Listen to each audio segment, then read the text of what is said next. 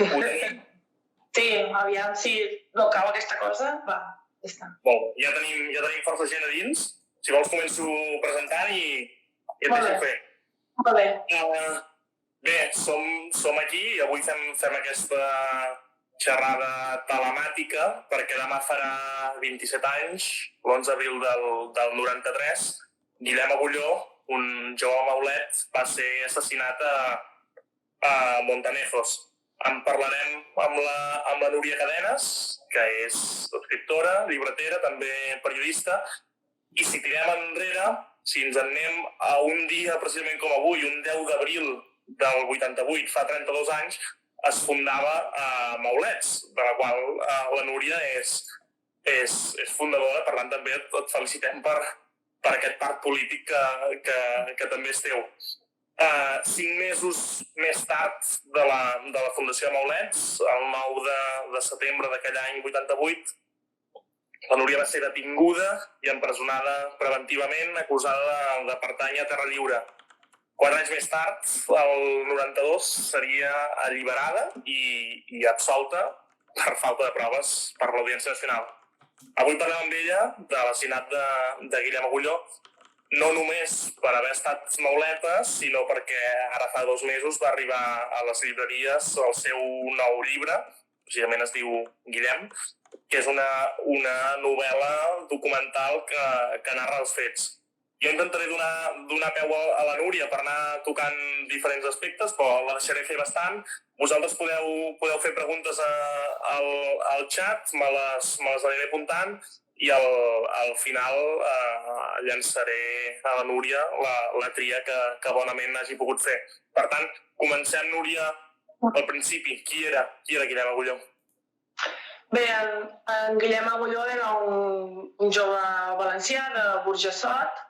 Ell era independentista, antifeixista, antiracista i tenia tota la vida al davant per plantejar-se-la, replantejar-se-la, fer-la i refer-la, doncs com qualsevol persona amb 18 anys. Jo no sé si potser vam coincidir alguna vegada, però no el vaig conèixer de conèixer-lo, no érem amics ni res més. El que en sé és pels seus amics, per la família i després doncs, per la feina que m'ha tocat fer després. No? Vull dir, el Guillem era una persona compromesa amb el seu país, tenia molts amics i és una de les coses també que impressionen el seguir el que li va succeir, no? Van arribar al final i el van assassinar. Impressionar per com se l'estimava la gent que el coneixia, no? Com se l'estimaven els seus amics. Jo què sé, és que clar, un noi de 18 anys amb ganes de canviar el món i de veure el seu país lliure. Vull dir, el fet és que a la Pasqua d'ara fa 27 anys, seria aquest dissabte, no? Que seria... Demà mateix. Exacte. En realitat, la nit era la nit del 10 a l'11, però era la nit que passava de dissabte a diumenge de Pasqua. Bé, ell va agafar amb una colla d'amics i se'n van anar d'acampada a passar la Pasqua d'acampada a Montanejos. Amb la mala sort que un grup de nazis, feixistes, espanyolistes, van fer cap al mateix lloc.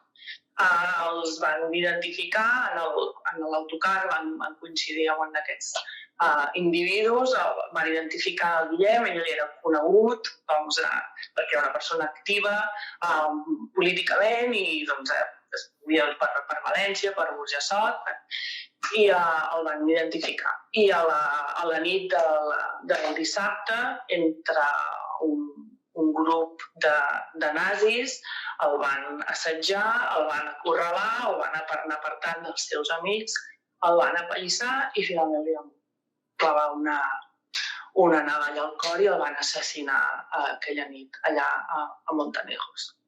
Quina és més o menys la cronologia dels fets des de que la matinada d'11 d'abril assassinen en Guillem fins que s'arriba al judici?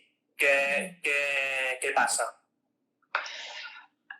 Bàsicament, el que passa a partir d'aquell moment és conseqüència del que passava abans. I el que passava abans, i que va continuar passant, era la impunitat que tenien els grupuscles feixistes i espanyolistes, especialment, no només, però especialment al País Valencià, per fer les seves barrabassades, que vol dir pallisses, amenaces, però pallisses sigui d'entrar en tromba a un local del barri del Carme de València, destrossar-ho tot, trencar braços, anar-se'n, i aquí no ha passat res, no? O apallissar a un noi pel carrer perquè diuen que és homosexual, a un altre perquè diuen que té la pell més fosca que un altre perquè parla català. Vull dir, la cosa és... I amb aquesta impunitat de saber que fan això i no els hi passa res, clar, això és una patent de cors per continuar actuant. Aleshores, en el moment que van assassinar el Guillem Agulló, des del primer moment, que és una de les coses que sobten més, és la poca vergonya a l'hora de mostrar les seves cartes que tenen els poders de l'Estat. Des del primer moment insisteixen, però des del primer moment, insisteixen a dir que allò no havia estat un assassinat polític, sinó una riña entre amigos, una pelea de bandas, una pelea de jóvenes, los jóvenes ya se saben. Aquesta era la versió oficial, però des de tant el primer moment que quan el diumenge els pares van a Castelló a identificar el cos del Guillem assassinat, el Guàrdia Civil, que campa per allà, no té una altra cosa a fer que dir-li al pare que això havia sigut una pelea entre amigos. Tu creus que això ja, independentment de tot, de la ideologia de cadascú, no? Vull dir, és que has d'anar allà en aquell home i dir-li això? Doncs sí, van anar allà en aquell home a dir-li això en aquell moment. Doncs des d'aquell moment fins a... Ara ja no s'atreveixen, però durant anys va ser aquesta cantarella de negar tota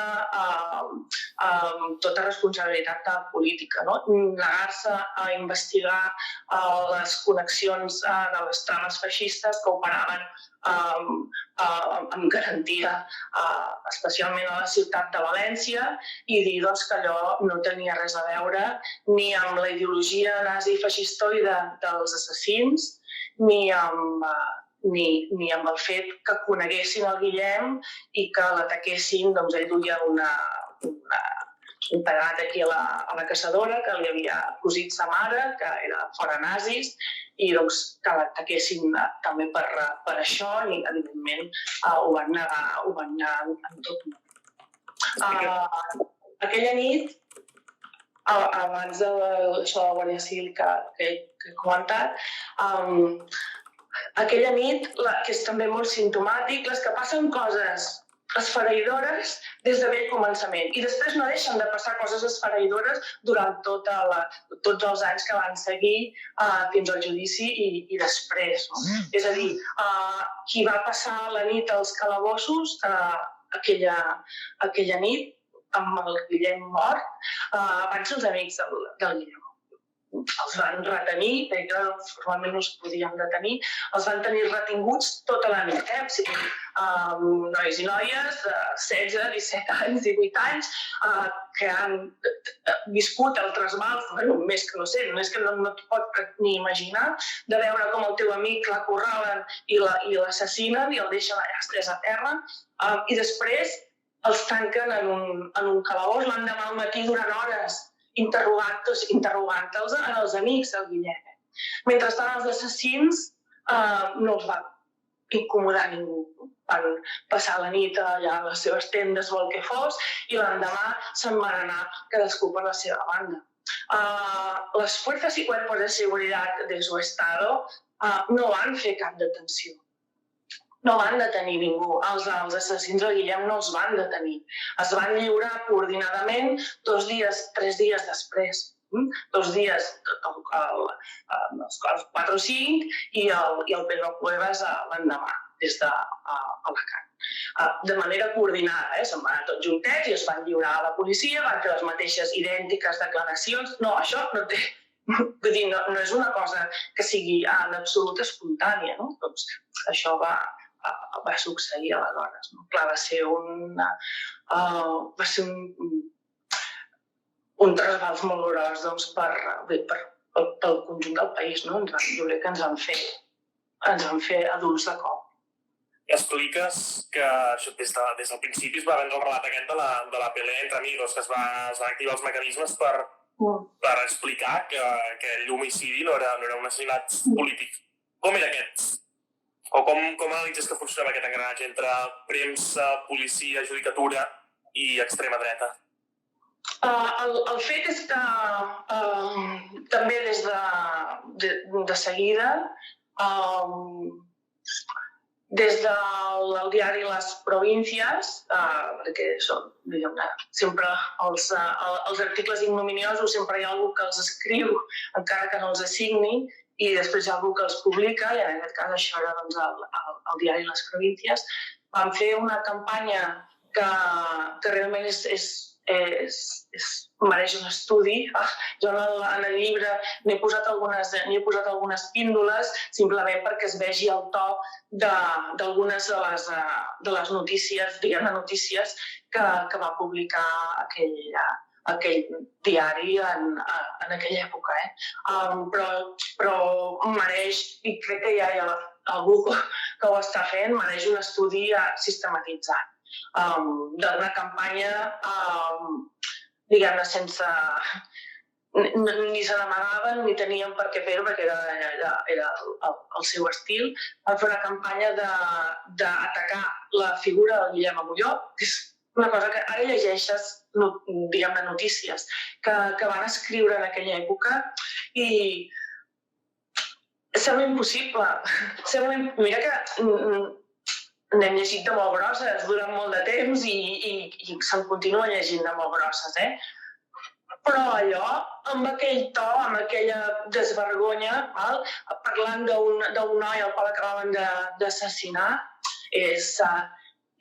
jo crec que és una fita en negatiu molt difícil de superar.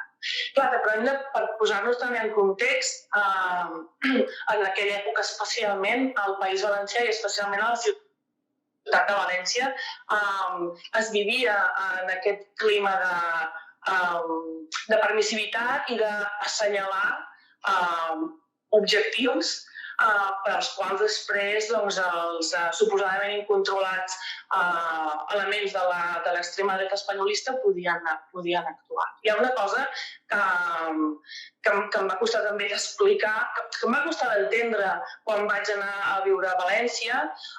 Deia, això és impossible que estigui passant en un diari, no?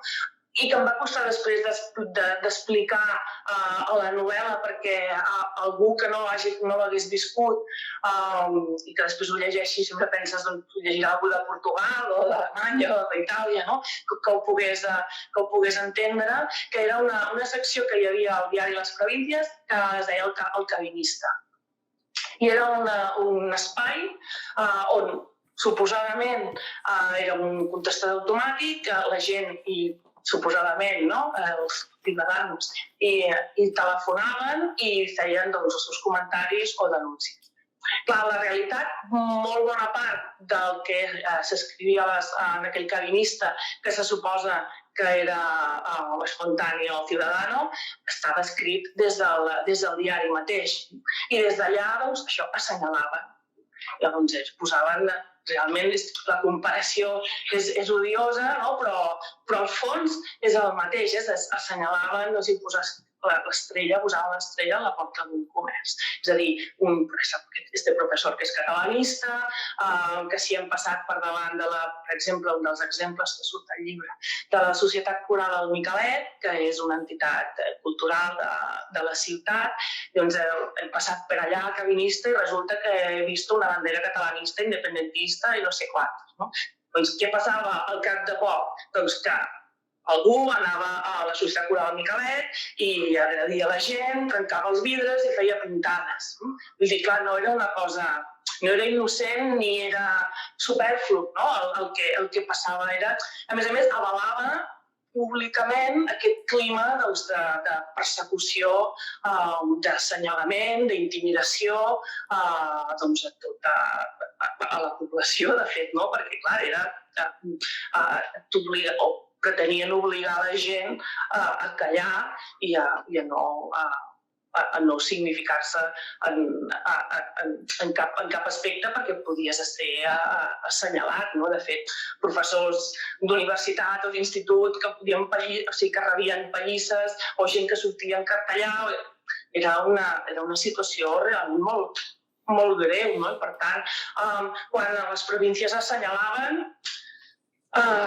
doncs et podies preocupar, perquè no era simplement que el mirés malament, no? Sinó que et podien agredir, de fet, t'agredien, no?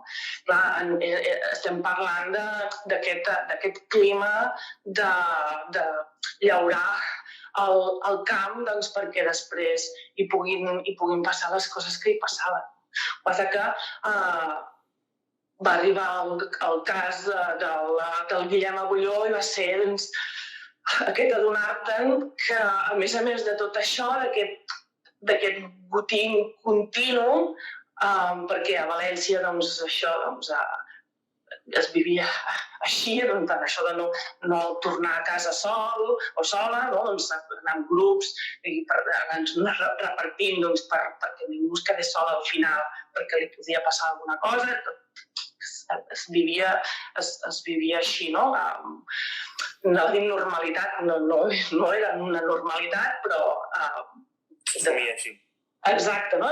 Arriba un punt que et sembla que les coses són així, no? Encara que t'Israel, doncs el fet de l'assassinat del Guillem va ser de cop i volta un silenci. Va ser, dius, això, aquí què passa? No? I en la novel·la, per exemple, per intentar explicar això, quedar-te així de cop i dir què? Com pot ser? No? Doncs hi ha una escena que és mig ficció, però que en realitat és certa, i me l'ha explicada un amic, d'anar caminant pel carrer de la ciutat, anar cap a la feina, al matí del dimarts, no? El van assassinar la nit del dissabte al diumenge, doncs al matí del dimarts, i va anar de cop i volta i quedar-se clavat a terra perquè haver vist de cua d'ull a la portada del diari, del Levante, que deien jove de Burjassot assassinat per nazis, i aleshores llegir-hi el nom del Guillem Agulló, no? Que tu vas pel carrer de cop i volta llegeixes assassinat, nazis, Guillem Agulló, no? Una persona que el coneix. És això, és aquest moment de dir, hòstia, sí, això què és, no? Va ser un xoc molt fort per molta gent, per molta. Quin és, per això, una vegada potser se supera aquest xoc en certa manera, la immediatesa de l'assassinat, quina és la resposta social i política que es dona a l'assassinat? Bé, la veritat és que, a més, la història del Guillem Agulló, a més de la història de les impunitats que retrata l'estat espanyol, perquè aquest és con un 6 y un 4 aquí tienes tu retrato, és el retrat més descarnat i més real del que és l'estat. Hi ha també, per sort, l'altra cara de la lluna, diguem, no? I és la reacció de la gent, del poble. I això, diguem-ne, no és així esclatant d'entrada, sinó que és com un crescendo al llarg del temps. Sí que d'entrada hi ha un rebuig, una consternació, aquest silenci, i vaig intentar també reflectir el llibre vaig fer a mi de les pàgines que més m'agraden, és un tros del llibre que de fet no l'he escrit jo, sinó que és un collage fragments d'alguns dels telegrames que va rebre la família del Guillem Agulló després de l'assassinat. Telegrames de gent molt diferent de tot arreu del país.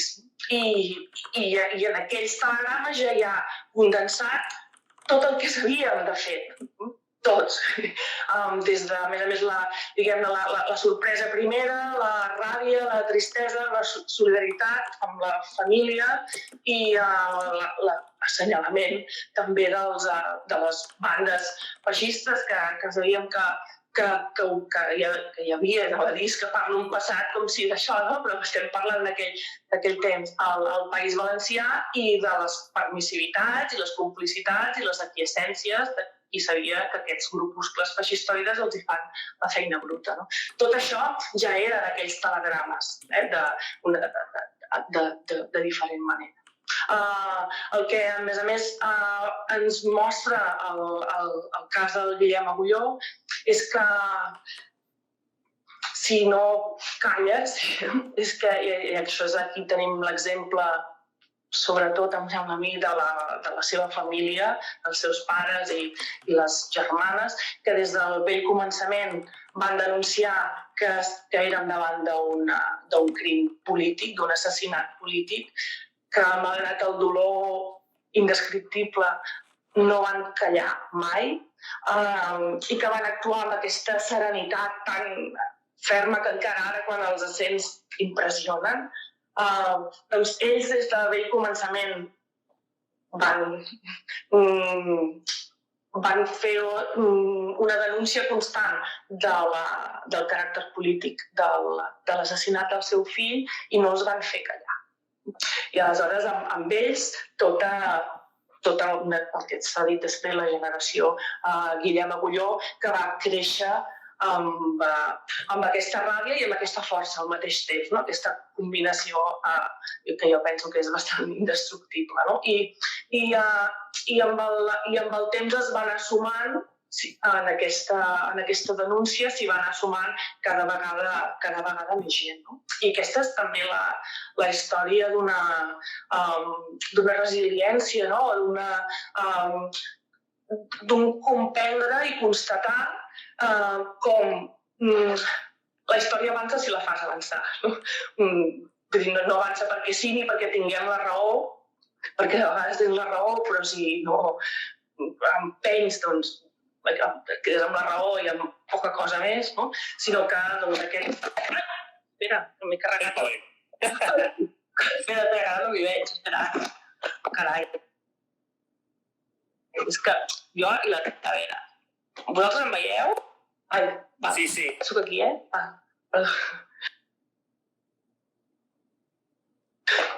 Doncs, no sé si se'm veu o, bueno... Se'm veu. Jo et veig, vaja. Vale, és que parlar cap aquí sense saber...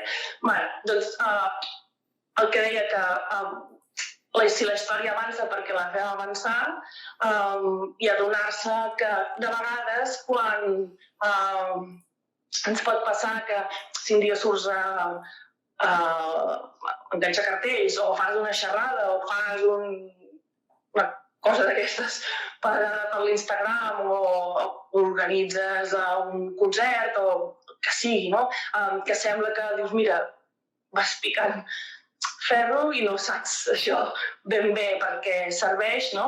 Doncs resulta que aquest pica ferro i pica ferro i pica ferro i pica ferro durant el temps que faci falta i doncs arriba un punt que té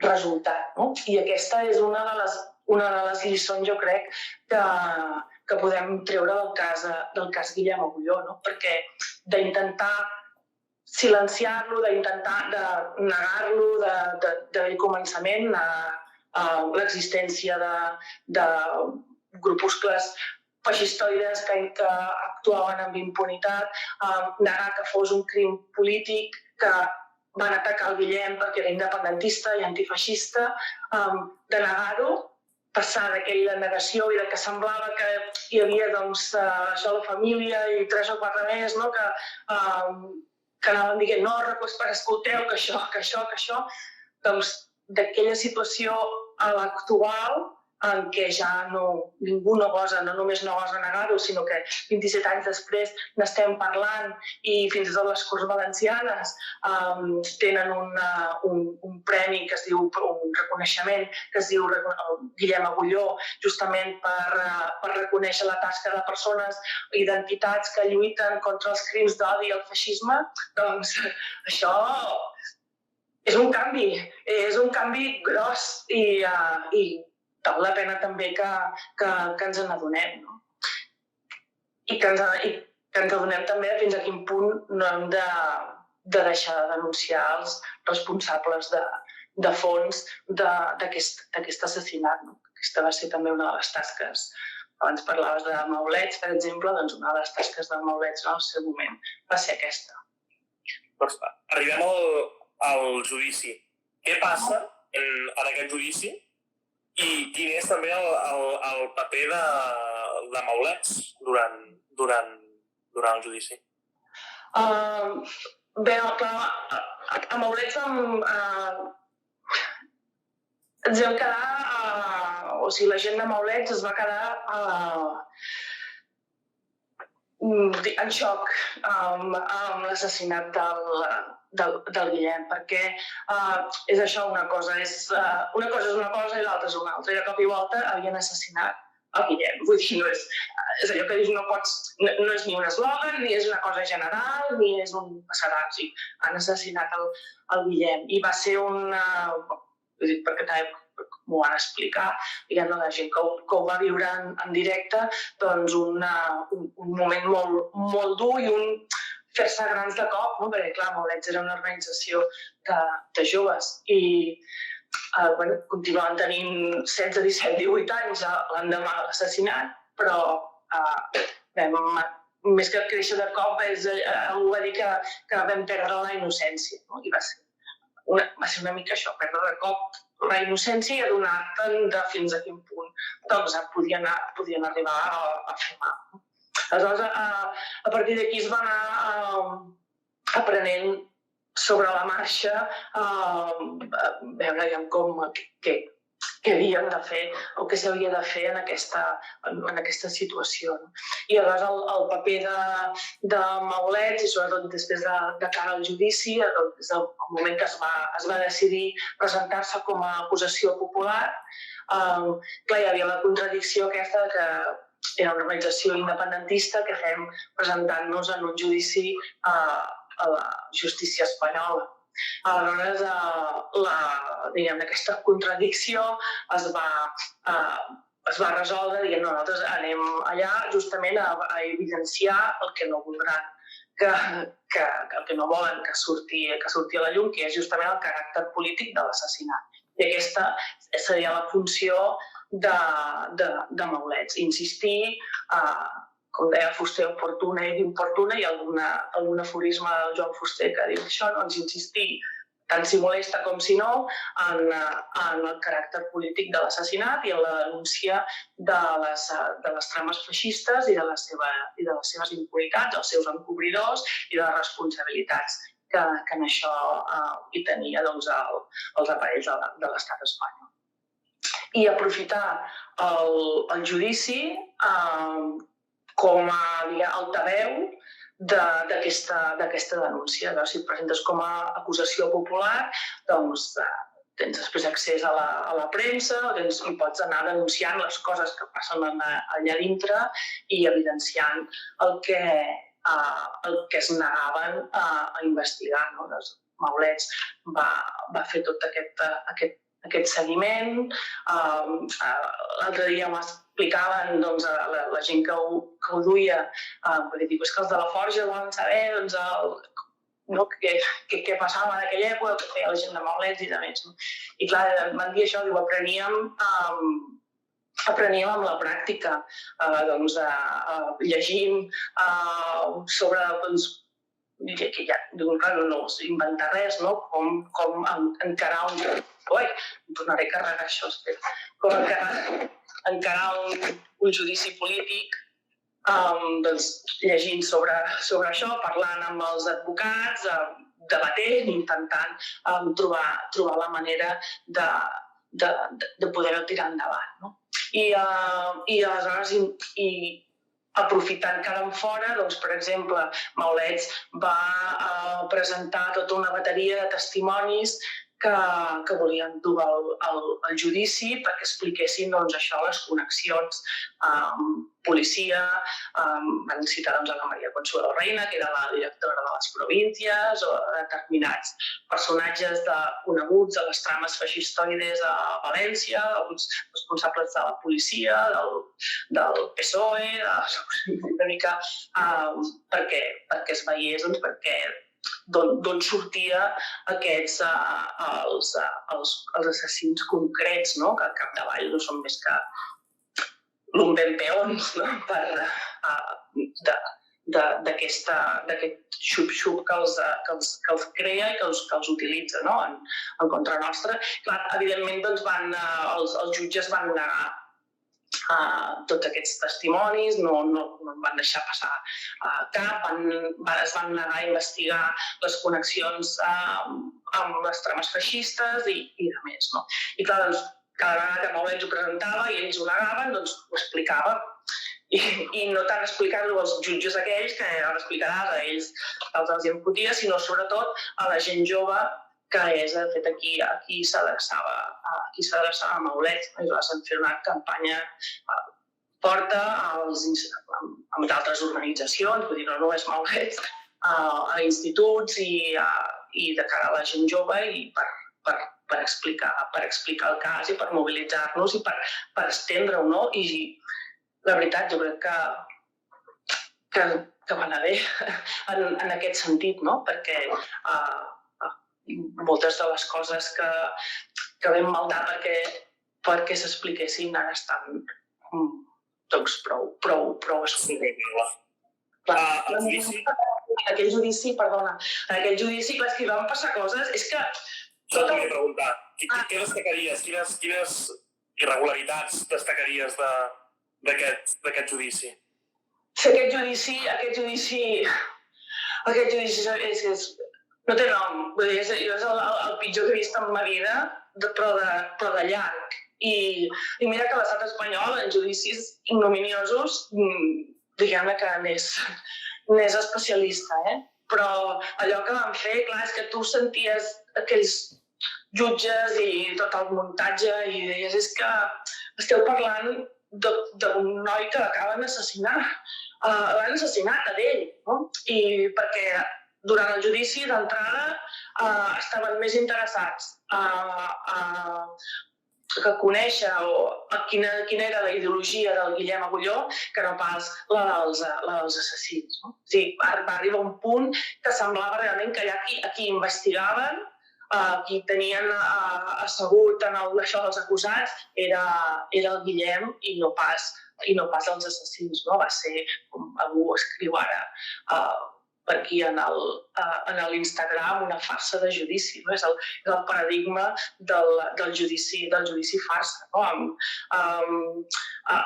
Ja de l'actitud mateixa, quan vaig parlar amb els pares del Guillem per fer el llibre, els vaig fer una entrevista, ells m'explicaven coses del judici i clar, la mare em diu, és que s'adormia el jutge.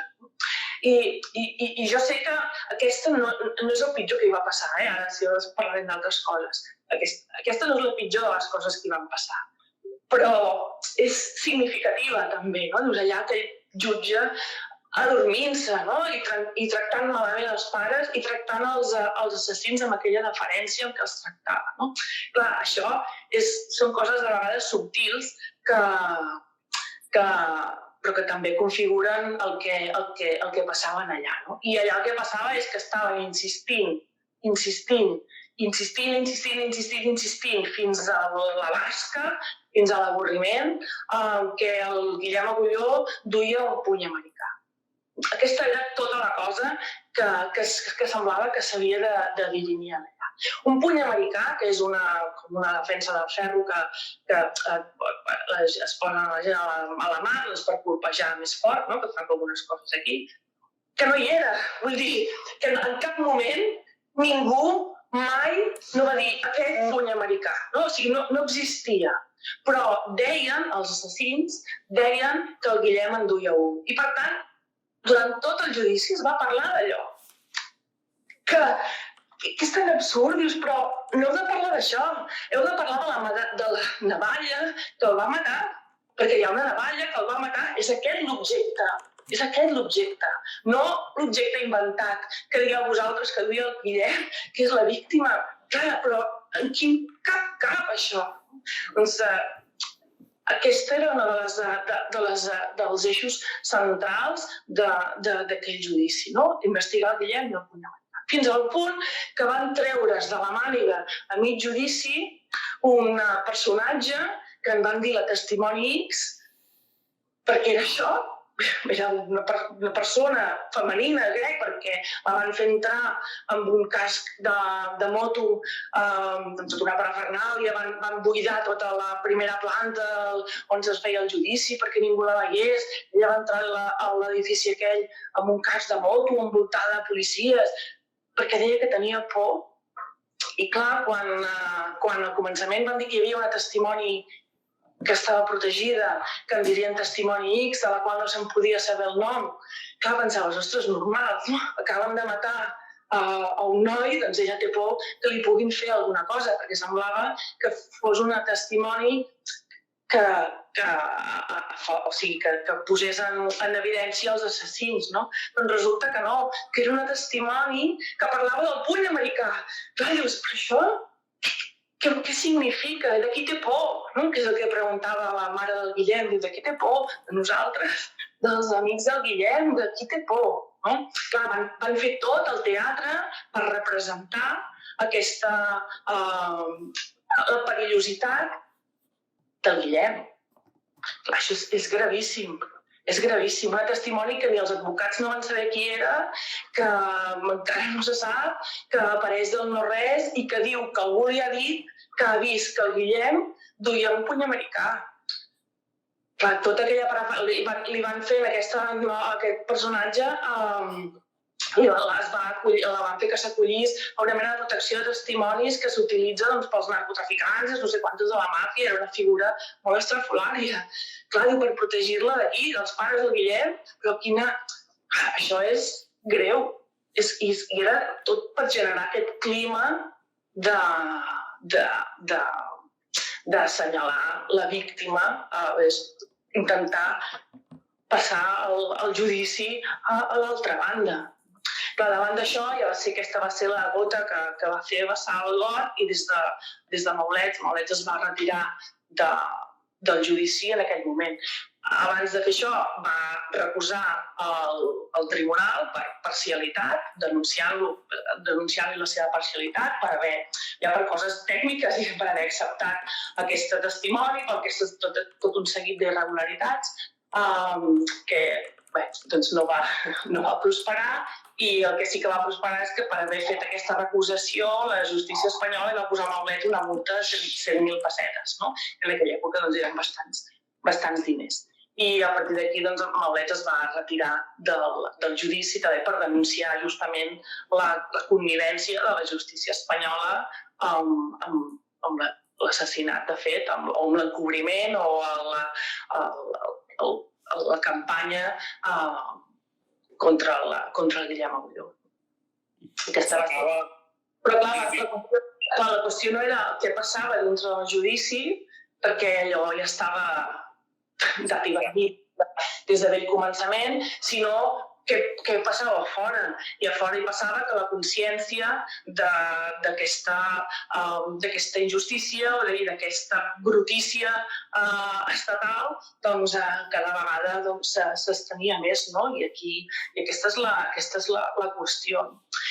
I de retruc hi ha una lliçó també que jo crec que és interessant d'aprendre, que és aquest No tingués por, que va representar la cançó d'Obrim Pas, que de fet els mateixos Obrim Pas són una mica també producte d'aquell moment, no? I d'aquell trasbals i d'aquesta presa de consciència. No? Hi va haver moltíssima gent als països catalans i especialment al País Valencià que va prendre consciència de la situació del país arran de l'assassinat del Guillem Agulló.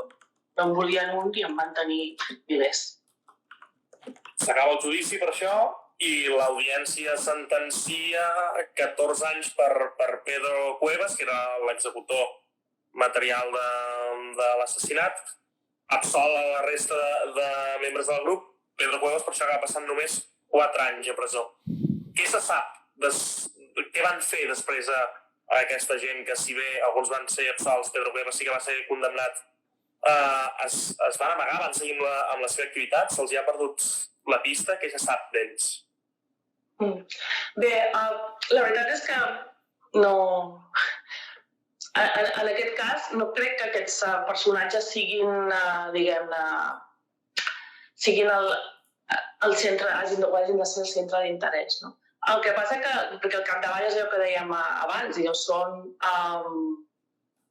peons, no? O són, diguem-ne, lumpen que justament pel context polític acaba derivant en aquesta cosa feixistoide i que si no hi hagués aquell context polític doncs haguessin anat a petar, no sé, a barallar-se entre ells en una plaça, no? Vull dir, el que sí que és significatiu és que i també s'ha de saber que l'assassí, el Cuevas, va continuar amb les seves mandangues nazis un cop va sortir de la presó.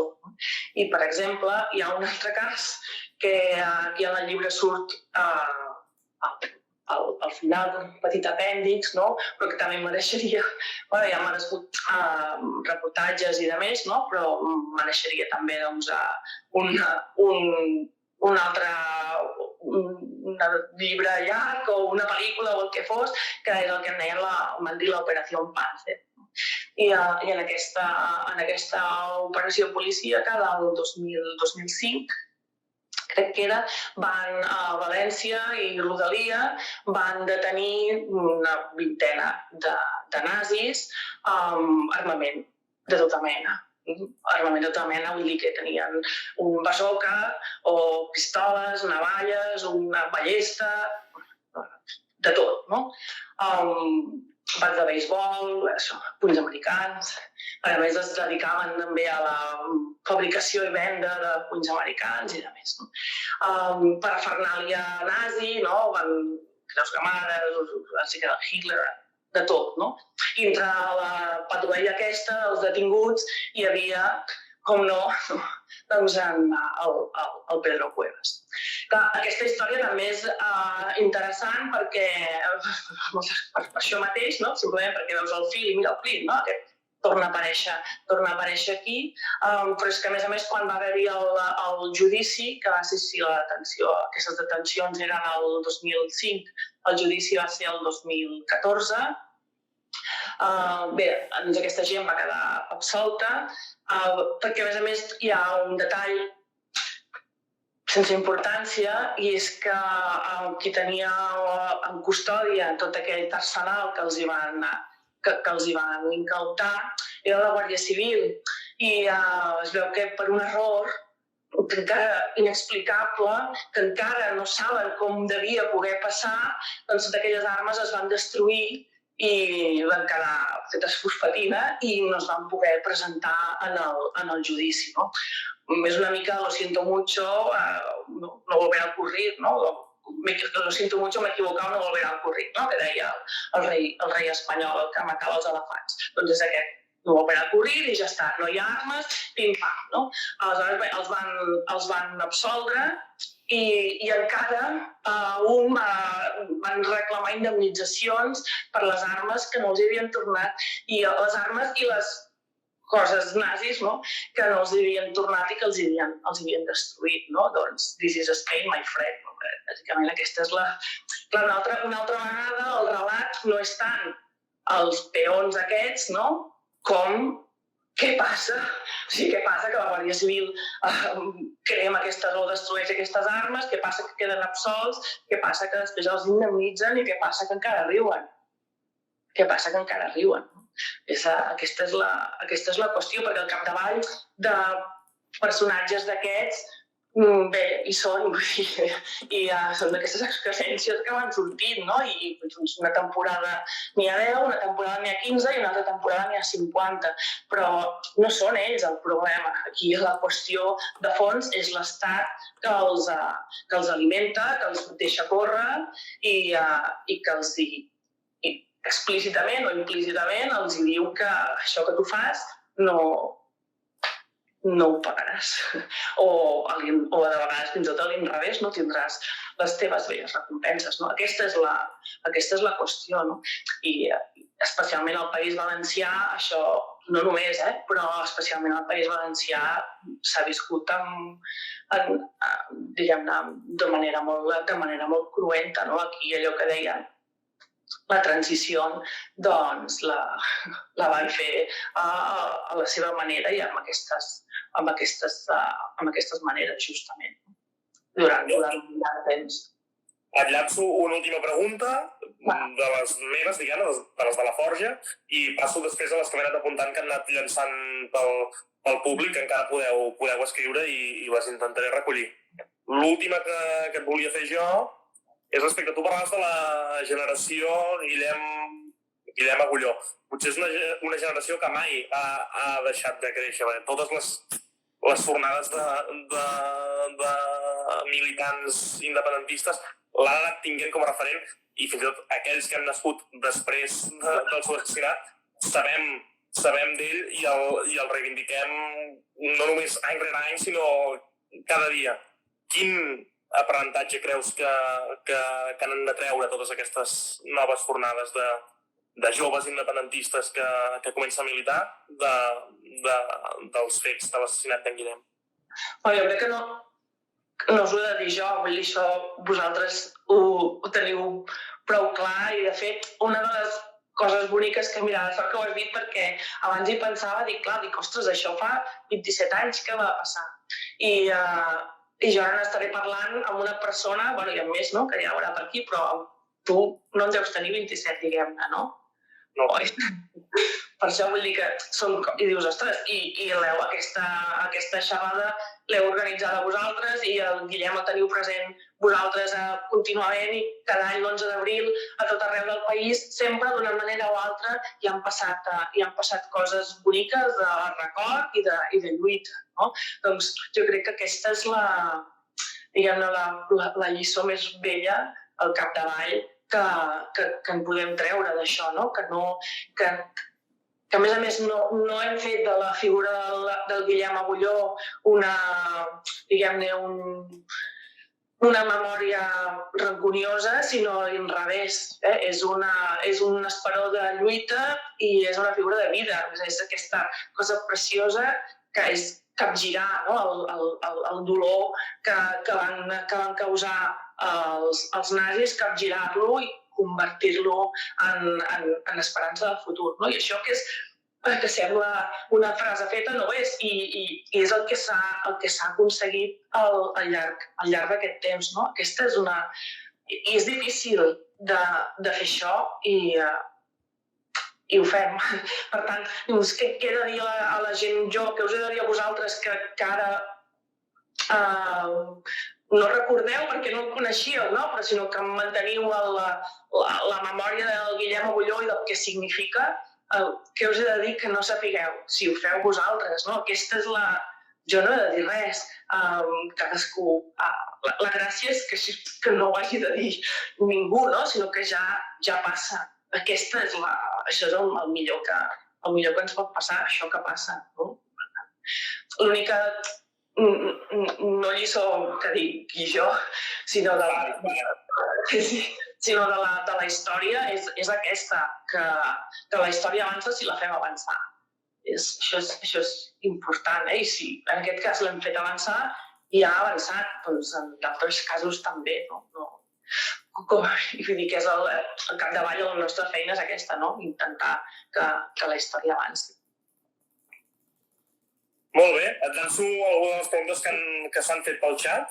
Una de les que feien preguntava per quina era l'estructura i la implantació de maulets al País Valencià. Entenc que tant al moment de l'assassinat com fins a com va arribar a ser, com de potent o no, entenc que sí, va arribar a ser maulets al País Valencià.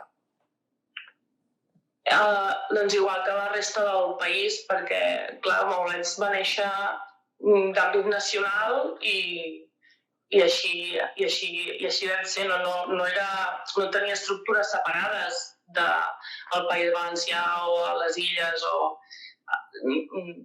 tenia estructures comarcals i, per tant, doncs, clar, també en aquest sentit, parlar del País Valencià era una mica estrany perquè, clar, depèn de quines zones, no? Igual que el Principat també depèn de quines zones. Era fort i va tenir molta presència i en determinades comarques moltíssima, clar. Però en el conjunt del país i el País Valencià també, clar. Igual que sí, però bé, molta. Que també va ser una mica fruit de... Bueno, ara ens n'aniríem cap a una altra banda, no? Però, diguem-ne, va ser aquesta empenta de final dels 80, aquesta generació que no havia viscut els pactos de la Moncloa 1, no? Que ara sembla que en vulguin fer la versió espantosa segona, si els deixen, doncs que no havia viscut evidentment allò, ni la transició, ni el pacte horrorós del 78, ni res, no? I que es trobava que tot trontollava, no? I que en aquell moment encara intentaven colar la transició a allò que en deien democràcia des de la dictadura franquista com a modèlica, no? Ara ja no viuen, però en aquella època m'intentaven colar i aleshores hi va haver-hi tota una eclosió, un recuperar el carrer després de l'època de l'ara ja no toca, de l'època que ens quedem a casa tranquil·lets i no molestem gaire i som una autonomia, un seguit d'autonomies felices. Doncs després d'aquell silenci, la gent jove va tornar, va haver aquesta represa, aquesta onada independentista dels 80s, que algú va dir que era Barcelona mocador negre, que era una mica el símbol d'això, i aquest reprendre el carrer, i en aquest reprendre el carrer va ser quan després va sortir també l'organització juvenil independentista que ho va recollir, no? I això passava tant a Barcelona com a València. I a Palma també n'hi havia, que per tot arreu, no? No era... Sí. Vull dir que també és fruit d'aquella onada independentista, no? Anem per onades i algun dia serà la definitiva. Ajunto dues preguntes que han fet i ja és l'última. Una preguntava per a dia d'avui com està l'extrema dreta al País Valencià, què fa, i n'hi havia una altra que preguntava al contrari, què fa el moviment antifeixista. Com està el panorama ara al País Valencià? Jo a l'extrema dreta no en sé res, la veritat, perquè no m'hi entretinc, no? Però el que jo trobo més interessant, perquè ells sempre són aquestes coses que es fan i es desfan, s'ajunten, es desajunten, no? I ara tenen... alguns es troben en aquesta expressió electoral que ha sortit del PP, no? Vull dir que tampoc és... No és que surtin coses noves, no? Ni al País Valencià ni a la resta del país. El que sí que penso que és interessant, més enllà de les lluites d'aquests grupuscles feixistoides, no? Perquè més entre ells tenen sempre les seves coses, és la resposta de la gent, no? com el País Valencià, que havia estat tan violentat durant tant de temps, d'una manera tan bèstia, a més, algú, quan vam fer la presentació a Barcelona, hi havia gent del Principat que se sorprenia del que passava a València en aquell temps, no? I clar, també tenia de vegades la tentació de dir, bé, no era secret, que hi havia molta gent que intentava explicar-ho a la resta del país el que estava succeint allà, no? Que hi havia uns que en perseguien uns altres i els atonyinaven, no? Fins a arribar a l'assassinat.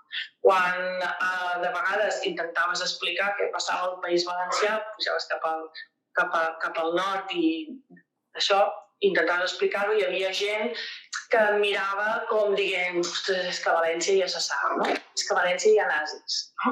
O encara pitjor, són nazis, no? O deien, o no ens estimen, no? O no volen saber res dels principatins, no?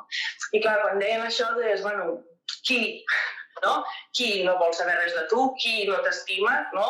O on són aquests nazis que dius que hi ha, no? Que són nazis o són fatxes, no? Hi havia aquesta generalització que de vegades passa quan es violenta una societat, no? Quan s'estiragonya a la força, se la tensiona a base d'aquesta violència que explicava abans, via les províncies, via permetre les pallisses i de més, no? Via posar bombes a casa del fuster, a les llibreries, vull dir que allò passava al País Valencià fins no fa gaire. No? Doncs, quan intentaves explicar això, hi havia gent que, en comptes de veure el detall, de veure que n'hi ha uns que entren al barri del Carme, entren a un bar, uns que duien elàstics amb estanqueres, amb símbols nazis, bats de beisbol, no? Entren en un local, ho destrossen tot, foten pallisses i se'n van, no? En comptes de veure això, veien que vas al Carme i la gent es pega. Diguem-ne, per anar al detall, però fer-ho en general, no? És la imatge que tenia el País Valencià, que la gent es pega, no? O li passen coses, o criden, o no sé què. I dius, no, la gent es pega. Aquí n'hi ha uns que li estan fotent una pallissa a una altra. És a dir, això és diferent, no? Hi ha una colla de nazis que estan apallissant amb un noi. No, la gent es pega.